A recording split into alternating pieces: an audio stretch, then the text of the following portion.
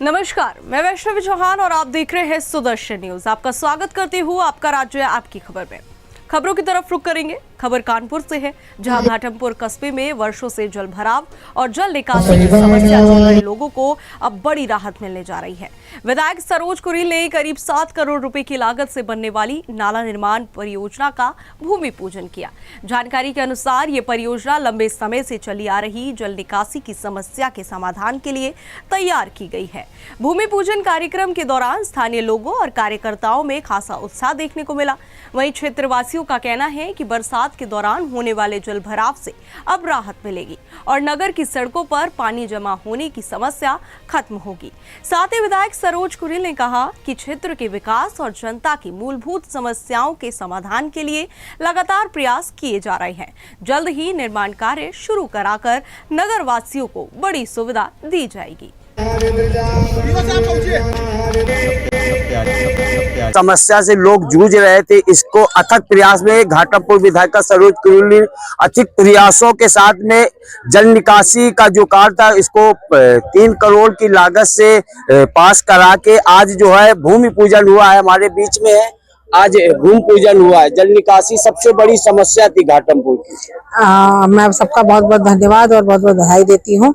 और हमारे माननीय मुख्यमंत्री जी का, हमारे मंत्री जी जो के शर्मा जी, उनका मैं बहुत बहुत धन्यवाद हमारी पूरी घाटमपुर जनता देती है, क्योंकि उन्होंने ये समाधान बहुत सालों से, बहुत वर्षों से, 30 साल से ऊपर यहाँ पर पानी भर रहा था और बहुत बुरी विकट समस्या बनी हुई थी, जिसका हम प्रस्ताव लेकर के गए। उस प्रस्ताव को उन्होंने जो है स्वीकार करके 3.5 साल के बाद यहाँ पर ये प्रस्ताव स्वीकार किया और अथक सभी का प्रयास रहा इसमें। और उन्होंने जब इसको दिया तो हम लोग ने रेलवे से संपर्क किया। रेलवे ने भी पूरा हमारा जो है इसमें सहयोग करते हुए आज ये कलवर्ट को रखा रहे हैं और यहाँ का जल निकासी की बहुत बड़ी समस्या को दूर कर दिया जाएगा, क्योंकि करीब 18 वार्ड का पानी यहाँ से निकल करके परास नाले तक जाएगा। आज भूमि पूजन हुआ, क्षेत्रवासियों को क्या कहेंगे?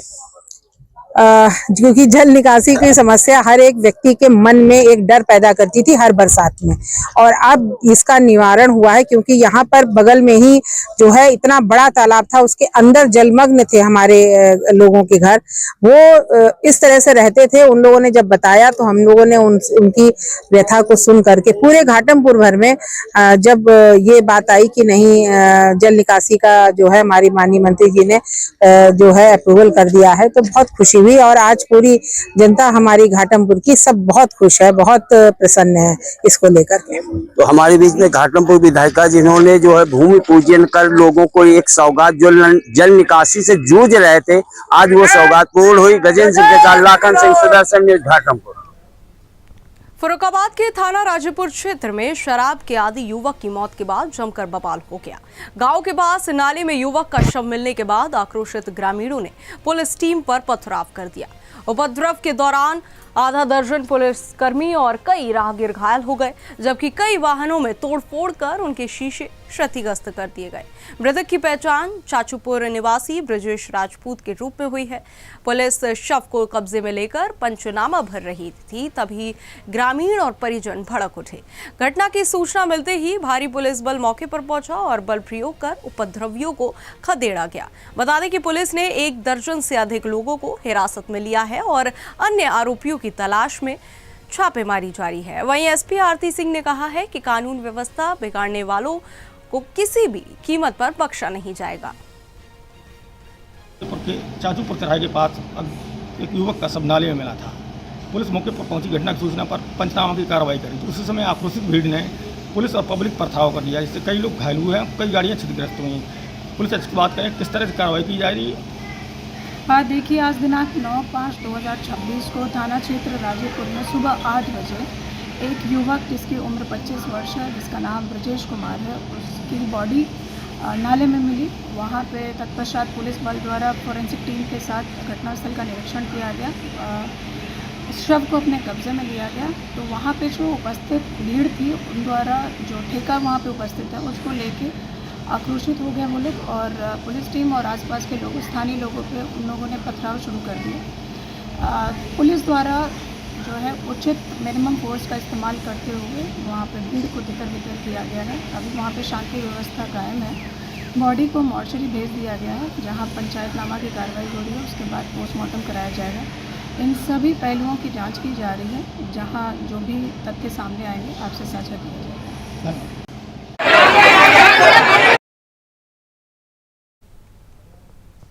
और अगली खबर फतेहपुर से है, जहां राहगीरों और महिलाओं से छिनैती करने वाले 2 शातिर स्नैचरों को पुलिस ने गिरफ्तार कर बड़ी सफलता हासिल की है।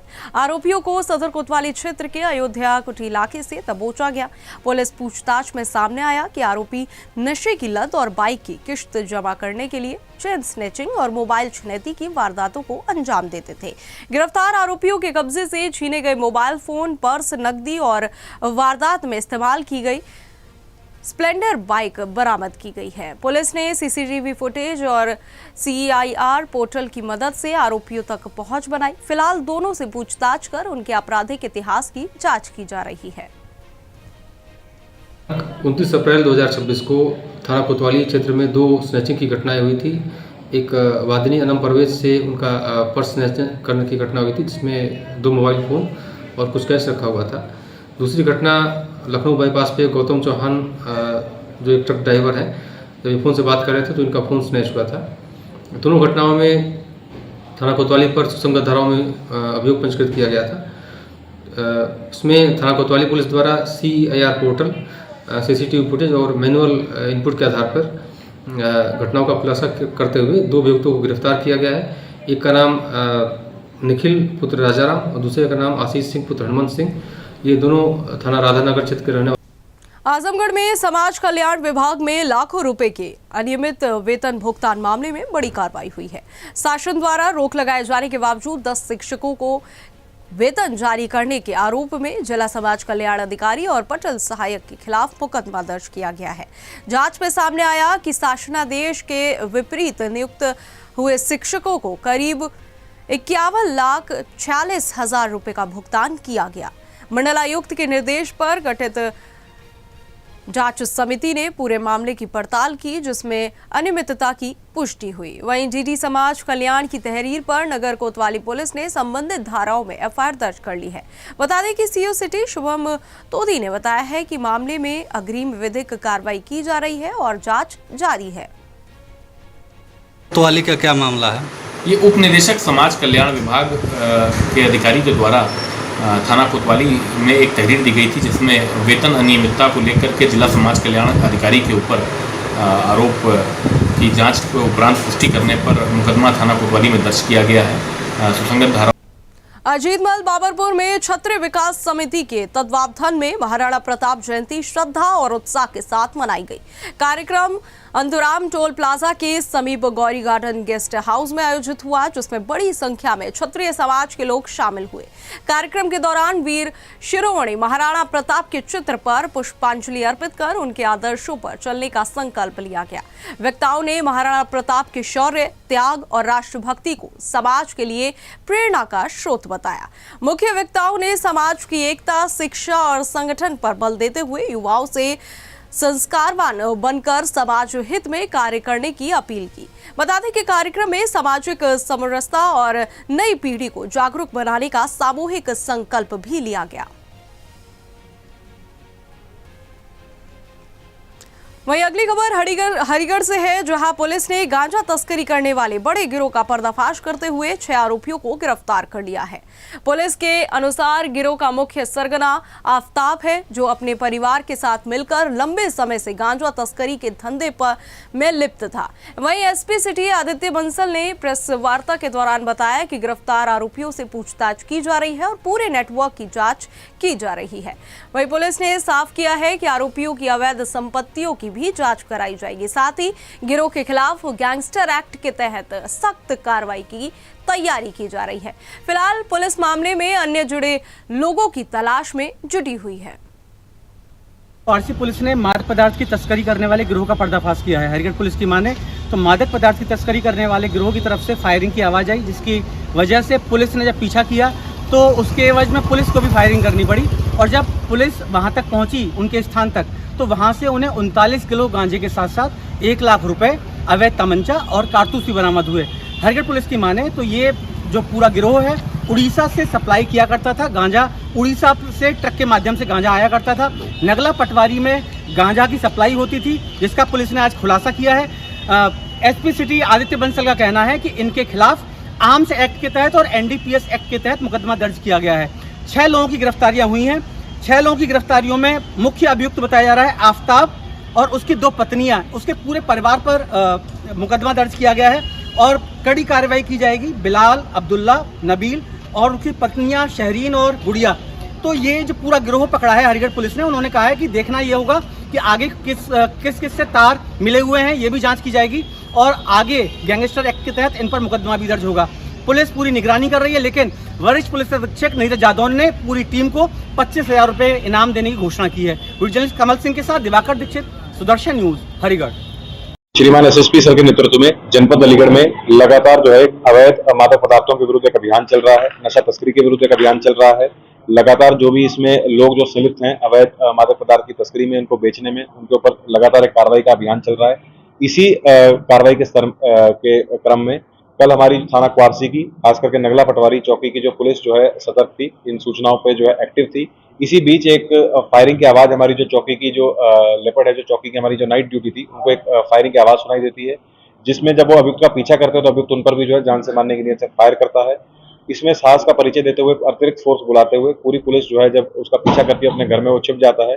आवश्यक बल प्रयोग करके उसको गिरफ्तार किया जाता है और उसके घर में जब तलाशी ली जाती है तो उसके पास से 40 किलो के आसपास जो है अवैध जो है गांजा बरामद किया गया है और साथ ही 1 लाख रुपए के आसपास कैश, जो उसने बताया उसने हाल फिलहाल में भी गांजा बेचा था, उससे जो अभी उसने जस्ट अभी उसको पेमेंट रिसीव हुआ था, 1 लाख रुपए वो कैश रिसीव किया जाता है।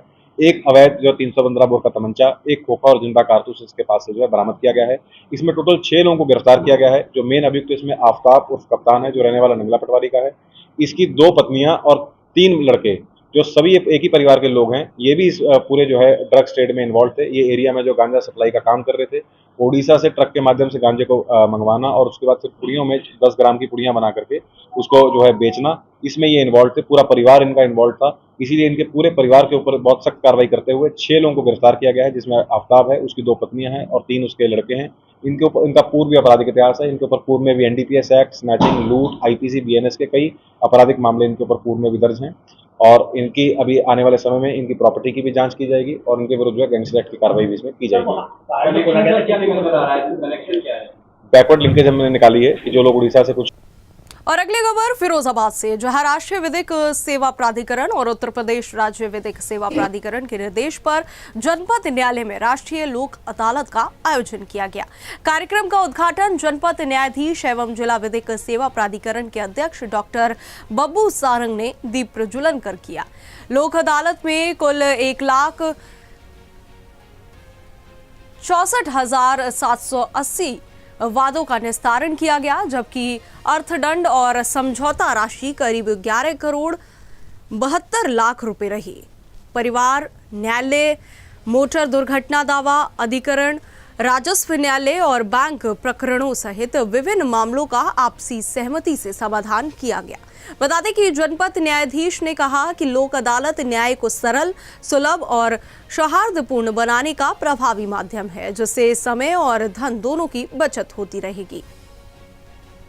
अच्छा होगा तो उम्मीद करूँगा कि जहाँ पर थोड़ा बहुत कॉम्प्रोमाइज करने की जरूरत पड़े तो वहाँ कॉम्प्रोमाइज जरूर करें, क्योंकि आगे जो हमारी रिकवरी हो जाती है। वाराणसी के संवेदनशील और व्यस्त दाल मंडी इलाके में सड़क चौड़ीकरण परियोजना के तहत एक बार फिर बुलडोजर कार्रवाई शुरू हो गई है। शनिवार को प्रशासन ने 45 मकानों को ध्वस्त करने की कार्रवाई शुरू की, जिसके चलते पूरे इलाके को पुलिस छावनी में तब्दील कर दिया गया। दाल मंडी में 650 मीटर लंबी सड़क को 17.4 मीटर चौड़ा किया जाना है। इस परियोजना के तहत अब तक लगभग 62 मकानों पर कार्रवाई हो चुकी है, जबकि कुल 180 से ज्यादा प्रॉपर्टी चिन्हित की गई है। प्रशासन का कहना है कि चौड़ीकरण के बाद इलाके में जाम की समस्या से बड़ी राहत मिलेगी और आवागमन सुगम होगा। सुरक्षा व्यवस्था के लिए भारी पुलिस बल, पीएसी और पैरामिलिट्री फोर्स तैनात की गई है, जबकि ड्रोन कैमरों से निगरानी भी की जा रही है। ये नगर निगम और पीडब्ल्यूडी की ज्वाइंट कार्रवाई है। सुरक्षा के दृष्टिगत पर्याप्त फोर्स डिप्लॉय की गई है। 300 से 400 का पुलिस बल लगाया गया है। पैरामिलिट्री, पीएससी और कई थानों की सिविल फोर्स है। चौक और नई सड़क का एरिया काफी बिजी एरिया है, तो वहाँ के ट्रैफिक को मैनेजमेंट करने के लिए भी बैरिकेटिंग की गई है और साथ साथ में ड्रोन से भी निगरानी की जा रही है। कुछ अपील भी की गई है कि जहाँ बुलडोजर सर, एक बार फिर दालमंडी में कार्रवाई हो रही है ध्वस्तीकरण की। क्या कुछ कार्रवाई है? कितने मकानों पे आज कार्रवाई होनी है? टोटल 45 मकान है, जिसमें 25 हमको बैनामे कराए गए हैं और 20 मकान ऐसे जो जर्जर हो चुके हैं। ये जर्जर की कार्रवाई किसकी तरफ से चिन्हित की गई है? नगर निगम की तरफ से। अच्छा, नगर निगम की तरफ से भी कुछ रोक का आदेश आया था जर्जर और जिन मकानों पे स्टे है उसको हम लोग देख रहे हैं और जो भी उसमें वैधानिक कार्रवाई होगी वही करेंगे। अच्छा, कैसे ध्वस्तीकरण की कार्रवाई हो रही है? मैनुअल हो रही है, बुलडोजर से? दोनों हो रही है। प्रयागराज के पावन त्रिवेणी संगम के नाम पर शराब बनाए जाने को लेकर संत समाज और तीर्थ पुरोहितों में भारी आक्रोश है। आरोप है कि एक शराब कंपनी ने अपने ब्रांड का नाम संगम रखकर सनातन आस्था का अपमान किया है। सोशल मीडिया पर वीडियो वायरल होने के बाद साधु संतों ने योगी सरकार से तत्काल कार्रवाई की मांग की है। तीर्थ पुरोहितों का कहना है कि संगम करोड़ों हिंदुओं की श्रद्धा का प्रतीक है और शराब के साथ इसका नाम जोड़ना अस्वीकार्य है। संतों ने चेतावनी दी है कि यदि जल्द कार्रवाई नहीं हुई तो बड़ा आंदोलन किया जाएगा। हमने भी सोशल साइट पे ये देखा कि संगम के नाम से एक मदिरा जो है आई है, जो कि ये बहुत ही गलत है और हमारे सनातन धर्म को लेकर जिस तरीके से षड्यंत्र करके ये बड़ी बड़ी कंपनियां इस तरीके का कार्य कर रही हैं, ये बहुत ही गलत है। और मैं चाहूँगा कि आपके माध्यम से सरकार तक ये बात पहुँचे, योगी जी तक ये बात पहुँचे कि हमारे जो भी धार्मिक तीर्थ हैं या तीर्थों के नाम हैं और धर्म से जुड़े हुए जो भी नाम हैं, संगम नाम से अब शराब परोसी जा रही है, जहां पर करोड़ों श्रद्धालु आए थे। अब उस पर साधु संत लगातार इसका विरोध कर रहे हैं। आप लोग किस तरीके से देखते हैं इसको? धर्म के संवाहक पूज्य साधु संत अगर विरोध कर रहे हैं तो ये जायज विरोध कर रहे हैं, कोई नाजायज विरोध नहीं है। क्योंकि संगम का नाम आते ही पवित्रता, धर्म, आस्था यह सब मस्तिष्क में आ जाता है। जहाँ यह सब आस्था से जुड़ा हो वहाँ ये दारू की जो बात हो रही है ये बहुत ही निंदनीय, बहुत ही अशोभनीय है और निश्चित ही सरकार को बदनाम करने की कोई साजिश किसी ने की है और इसको सरकार संज्ञान में लेगी। क्या कहेंगे? देखिए, जिस तरीके से प्रयागराज तीर्थ कहा गया है, पूरे विश्व में एक तीर्थ राज ही प्रयाग है जो तीर्थों के भी राजा है। गंगा, यमुना, सरस्वती तीनों संगम नदियां जब मिलती हैं तो संगम नाम पड़ता है। उसके नाम से मदिरा बना दी गई, मदिरा का नाम ही संगम रख दिया। कुछ विधर्मियों ने जघन्य अपराध किया है, इसके लिए हम सब लोग प्रदर्शन कर रहे हैं लगातार। राज्य सरकार से हमने मांग भी की है कठोर कार्रवाई के लिए। तो जिस तरीके से ये सनातन पर कुठाराघात किया गया है, इसका हम विरोध करते हैं और राज्य सरकार से मांग करते हैं कि देशद्रोह के तहत मुकदमा दर्ज हो, इसके खिलाफ कानूनी कड़ी कार्रवाई की जाए, तभी हम सबको संतोष मिलेगा। और अगर कुछ कार्रवाई नहीं होती, क्योंकि हिंदूवादी सरकार है, योगी बाबा है, तो हमें पूर्ण विश्वास है कि हमें न्याय मिलेगा। नहीं तो हम सब लोग उग्र आंदोलन की बात करेंगे। श्रीमद जगत गुरु रामानुजाचार्य 1857 की प्रथम स्वतंत्रता संग्राम की गौरव गाथा को याद करते हुए मेरठ में क्रांति दिवस पर भव्य प्रभात फेरी निकाली गई। जिलाधिकारी के नेतृत्व में गांधी आश्रम से शहीद स्मारक तक आयोजित इस यात्रा में सिविल डिफेंस के स्वयं सेवक, स्कूली छात्राएं, अधिकारी, कर्मचारी और बड़ी संख्या में आम नागरिक शामिल हुए। पूरे मार्ग पर देशभक्ति के जयकारे और राष्ट्रगान गूंजते रहे। शहीद स्मारक पहुंचकर अमर क्रांतिकारियों को पुष्पांजलि अर्पित की गई। वहीं जिलाधिकारी ने कहा कि मेरठ की धरती स्वतंत्रता संग्राम की जन्म स्थली रही है और युवाओं को राष्ट्र सेवा व देशभक्ति की भावना से प्रेरणा लेनी चाहिए।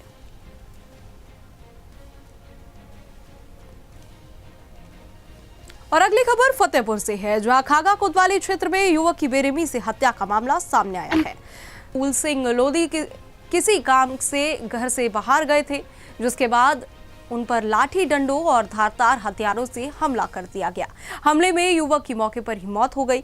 घटना के बाद इलाके में हड़कंप मच गया। वहीं परिजनों ने ग्राम प्रधान और उसके समर्थकों पर हत्या का आरोप लगाया है। सूचना पर पहुंची पुलिस ने शव को कब्जे में लेकर पोस्टमार्टम के लिए भेज दिया। पुलिस पूरे मामले की जांच पड़ताल में जुटी हुई है और आरोपियों की तलाश जारी है।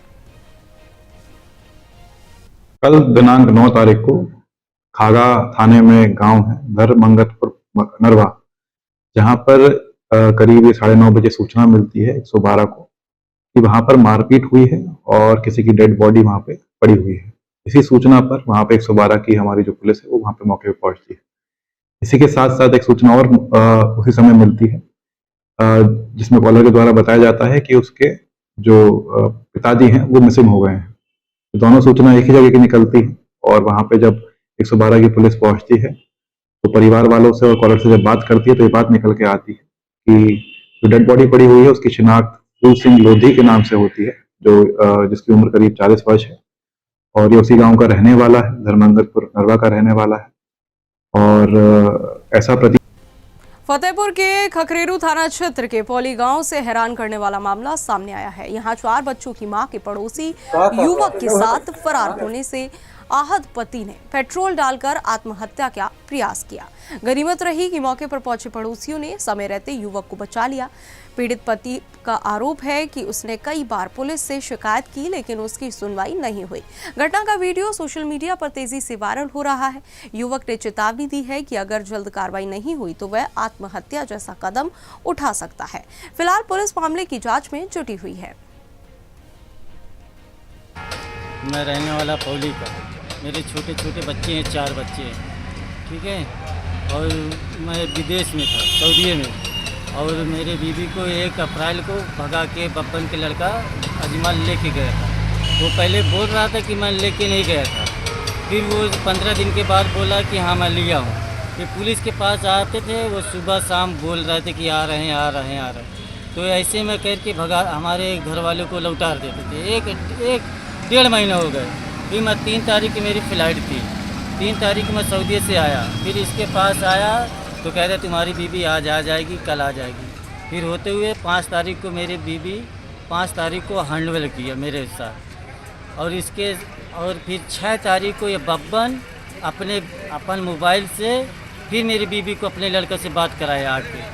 फिर मेरी बीवी 7 तारीख को भाग गई, ठीक है। और फिर मैं गया, मुझे मालूम नहीं था कि बात कराया। एक पड़ोसी गुड़िया के लड़की का तन्ना के जरिया से धमकी देके मेरी बीवी से बात कराया। फिर आया, मैं वन गया, 1,16,000 रियाल बन जाया, पैसा बन जाया नगद। और उसके बाद और वो पूरा गहना पहन के गई थी, साथ में गई थी। ललितपुर के स्वशासी मेडिकल कॉलेज में तैनात सर्जन डॉक्टर DK राज एक बार फिर विवादों में घिर गए हैं। एक महिला के हर्निया ऑपरेशन के बाद दोनों किडनी खराब होने के मामले में CJM कोर्ट ने सख्त रुख अपनाते हुए सदर कोतवाली में FIR दर्ज करने के आदेश दिए हैं। अदालत ने मेडिकल दस्तावेजों और शिकायत के आधार पर प्रथम दृष्टया गंभीर चिकित्सीय लापरवाही मानी है। पीड़ित पक्ष ने डॉक्टर पर सुविधा शुल्क लेकर ऑपरेशन करने का भी आरोप लगाया है। वहीं कोर्ट ने CMO द्वारा गठित जांच समिति की रिपोर्ट को संतोषजनक नहीं माना। डॉक्टर पहले भी 2871 बच्चेदानी ऑपरेशन को लेकर सुर्खियों में रह चुके हैं। सिंह चौहान जी, आपने एक केस लड़ा है जिससे पीड़ित का, जिसमें डॉक्टर के विरोध में FIR के आदेश हुए हैं, क्या मामला था, क्या है? यह एक तलाकपुर निवासी मनोज कुमार साहू की पत्नी अनीता साहू का मुकदमा है। क्योंकि मनोज कुमार साहू ने नवंबर 25 में अपनी पत्नी के हार्निया ऑपरेशन के लिए डॉक्टर DK राज से संपर्क किया था। उन्होंने चूँकि उससे कुछ अलग से सुविधा शुल्क लेके उसका निजी सरकारी अस्पताल में ऑपरेशन ना करते अपने निजी घर पर उसका इलाज किया और निजी संस्थान में उसका ऑपरेशन किया।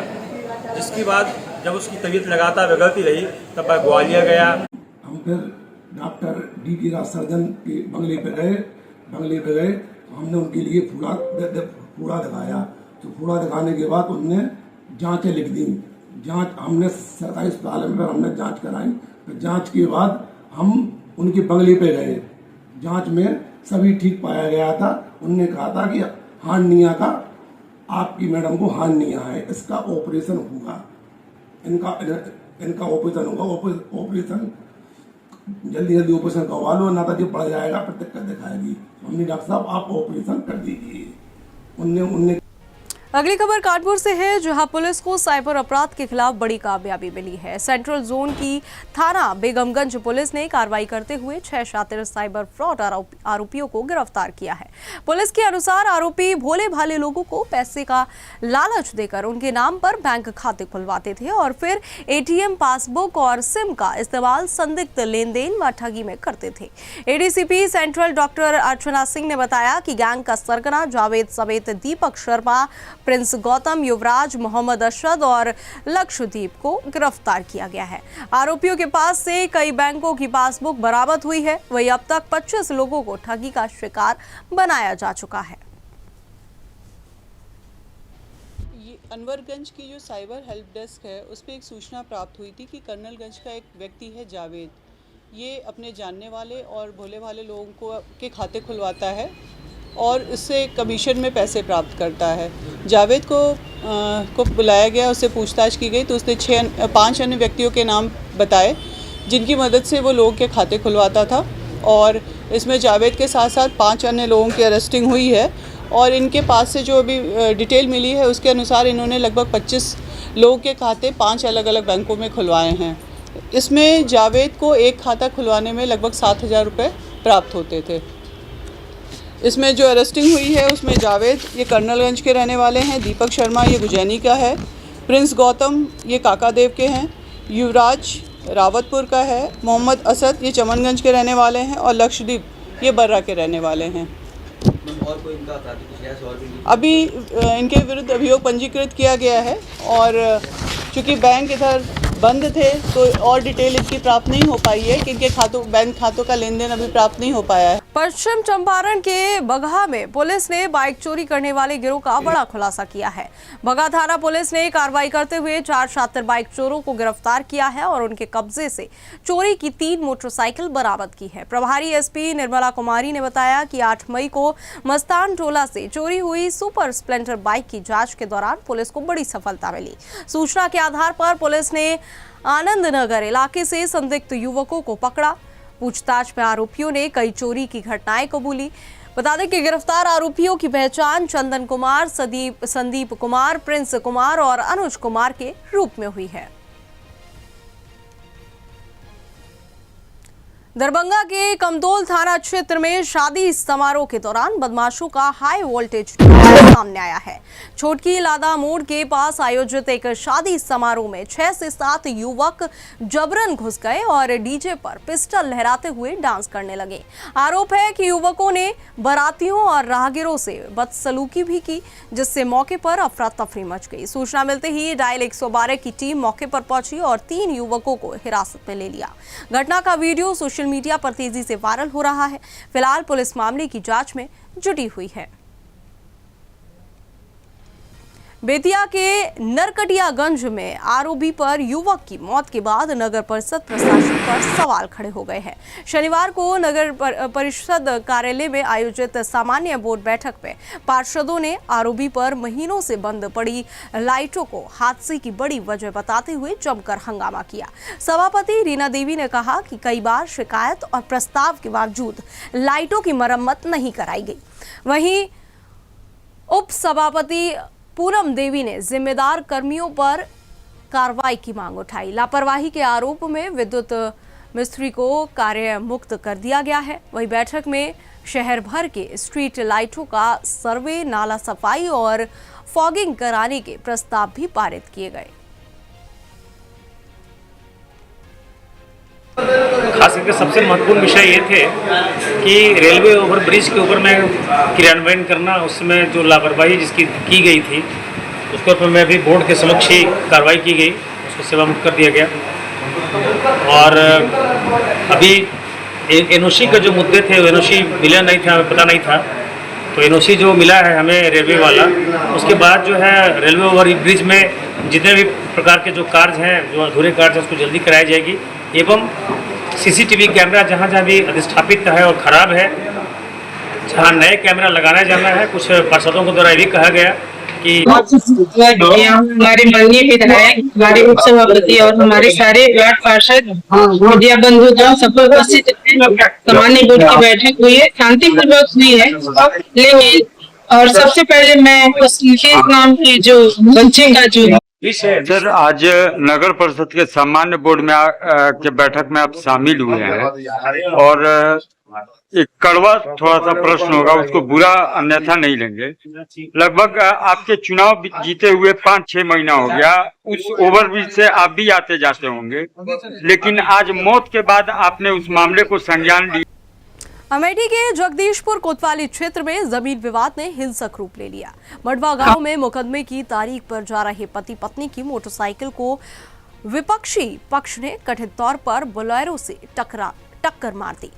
हादसे में दोनों सड़क पर गिर पड़े, जबकि पति को गंभीर चोटें आई और उसे ट्रॉमा सेंटर रेफर किया गया है। पीड़ित परिवार ने कहा है कि कुछ दिन पहले भी जमीन कब्जे को लेकर विवाद हुआ था और इसकी शिकायत कोतवाली में दी गई थी, लेकिन पुलिस ने कोई कार्रवाई नहीं की।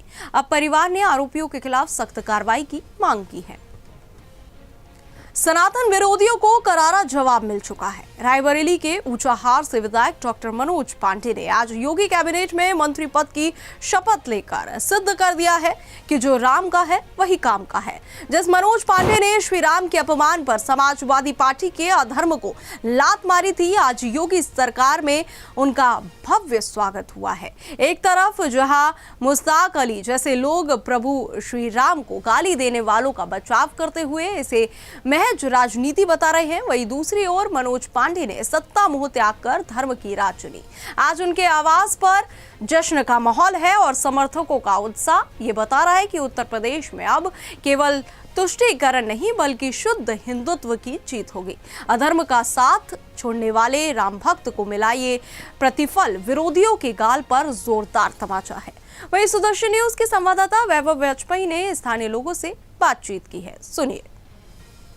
यूपी के रायबरेली में सपा के वादे विधायक डॉक्टर मनोज कुमार पांडे को आज बीजेपी से कैबिनेट मंत्री का दर्जा मिला है। मेरे साथ इस समय स्थानीय लोग हैं, इनसे बात करेंगे और जानेंगे कि इनको कैसा लग रहा है, कैसा फील कर रहे हैं। ये क्या नाम है सर? सौरभ श्रीवास्तव। कहाँ रहते हैं? यहीं पे रायबरेली में। अच्छा। आज माननीय मनोज पांडे जी को कैबिनेट मंत्री बनाया गया है, कैसे देखते हैं इसे? सर काफ़ी तो हमारे लिए काफ़ी सपोर्टिव हैं। जी जी।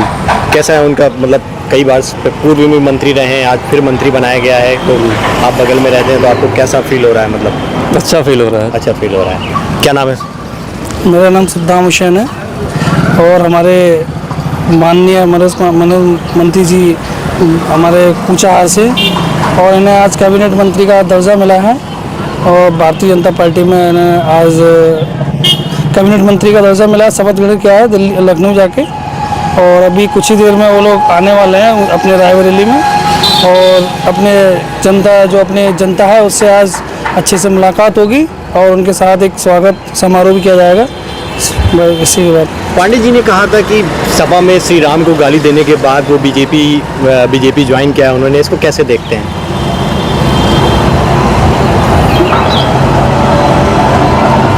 बीजेपी देखिए, ये तो राजनीति बंदा है, इस पे तो हर पार्टी मतलब एक ना कुछ मुद्दा उठाती रहती है और जो कहा है वो अभी इसमें ऐसा कुछ नहीं है, ये राजनीति फंडे हैं, इसमें चलता रहता है, ऐसा कुछ नहीं है। देखिए, जैसा कि आपका कहना है कि सपा में श्री राम को गाली देने के बाद मनोज पांडे ने बीजेपी ज्वाइन की थी, उसके बाद आज उन्हें बीजेपी से कैबिनेट मंत्री बनाया गया। फिलहाल स्थानीय लोग काफ़ी खुश हैं, उनको काफ़ी अच्छा लग रहा है और यहाँ पर उत्सव का माहौल है। वैभव वाजपेयी, सुदर्शन न्यूज, रायबरेली। और फिलहाल इस बुलेटिन में इतना ही। देश और दुनिया की तमाम खबरों के लिए हमारे साथ जुड़े रहे और देखते रहे सुदर्शन न्यूज। जय हिंद।